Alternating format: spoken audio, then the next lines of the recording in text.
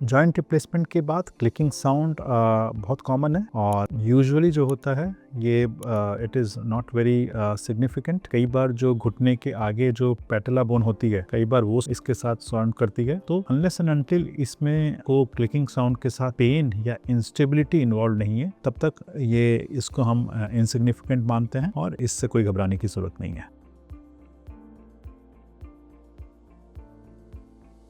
क्योंकि ये मेटल के होते हैं तो कई बार ये आपके मेटल डिटेक्टर को ट्रिगर कर सकते हैं। तो इसके लिए हमेशा हम अपने पेशेंट्स को या तो एक सर्टिफिकेट या एक कार्ड बना के देते हैं जिसमें लिखा रहता है कि इनको नी इम्प्लांट डले हुए हैं और ये they can interfere with the metal detectors.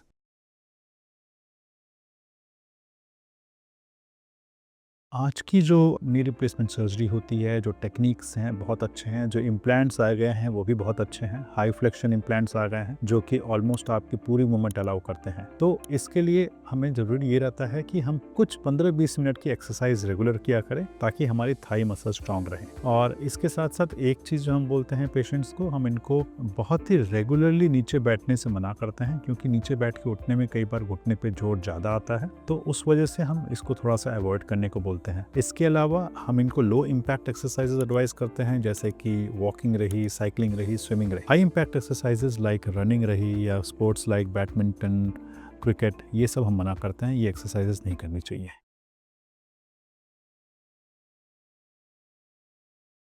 So normally जब सर्जरी हम करते हैं उसके बाद इनके पैरों में डीवीटी पंप्स लगाते हैं ताकि वो न बने, ब्लड क्लॉट्स न बने जो कि स्वेलिंग कर सकते हैं या दिक्कत कर सकते हैं। सर्जरी के 3-4 दिन के बाद इन डीवीटी पंप्स की इतनी ज़रूरत नहीं पड़ती है। स्वेलिंग ना हो उसके लिए कई बार हम कंप्रेशन स्टॉकिंग्स की एडवाइस करते हैं। इनकी ज़रूरत नॉर्मली 3 से 4 हफ्ते तक की होती है।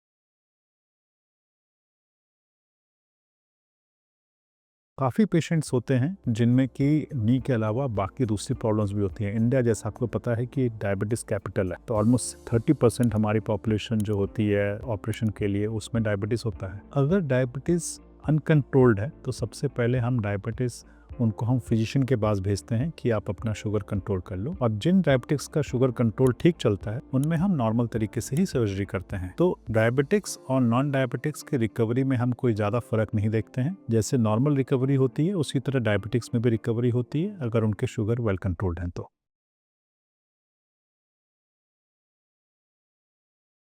कई पेशेंट्स जो होते हैं हमारे होते हैं वो कार्डियक पेशेंट्स भी होते हैं जिनको या तो स्टेंट डले होते हैं या बाईपास सर्जरी हुई होती है, तो उनमें भी हम पहले कार्डियोलॉजिस्ट को दिखा के और उनसे फिटनेस लेके हम नी रिप्लेसमेंट सर्जरी करते हैं। उसमें अगर उनकी हार्ट की परफॉर्मेंस और एफिशिएंसी ठीक है तो सर्जरी करने में कोई प्रॉब्लम नहीं होती है। खाली एक चीज़ रहती है कि ये पेशेंट्स कई बार ब्लड थिनर्स पे चल रहे होते हैं, तो हमें वो ब्लड थिनर्स 4-5 दिन के लिए बंद करना होता है और फिर हम सर्जरी नॉर्मल तरीके से करते हैं। रिकवरी में इसमें कोई फ़र्क नहीं रहता है। नॉर्मल पेशेंट्स और कार्डियक पेशेंट्स की रिकवरी सिमिलर होती है अगर पेशेंट्स की हेल्थ ठीक है तो।